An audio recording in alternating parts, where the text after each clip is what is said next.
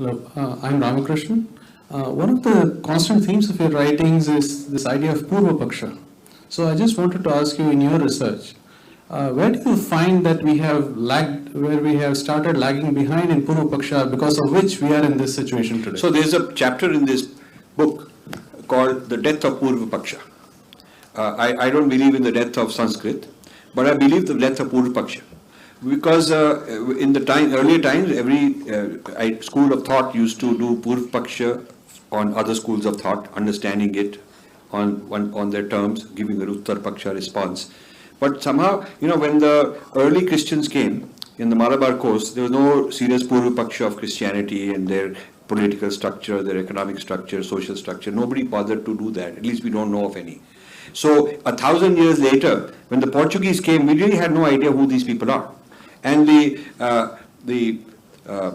Vijayanagar Empire had a vice admiral on the Malabar coast who invited Albuquerque, the Portuguese, to come and help him fight another Indian king.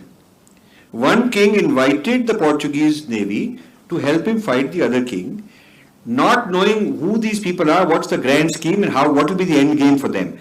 Short term, he'll help you fight your enemy. Long term, he'll finish off both of you and rule over both of you. We never understood that. So this happened. Even when the Portuguese came, no Indian said, okay, now let's send anthropologists to Europe, let's send theologists to Europe, let's send historians, and let's do Purvapaksha on them in their headquarters. Like they're doing, constantly studying us. And we are so proud they're studying us, but they're studying us for a reason.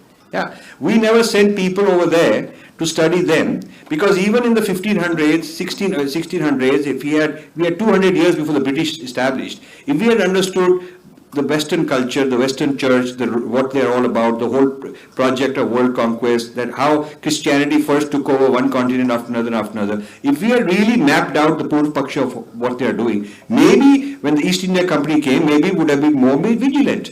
Similarly with Islam, from the 7th century, 8th century Sindh, till 400-500 years later coming to Delhi. We're talking about 500 years before they reached Delhi. But we've never really done a good Purvapaksha of them.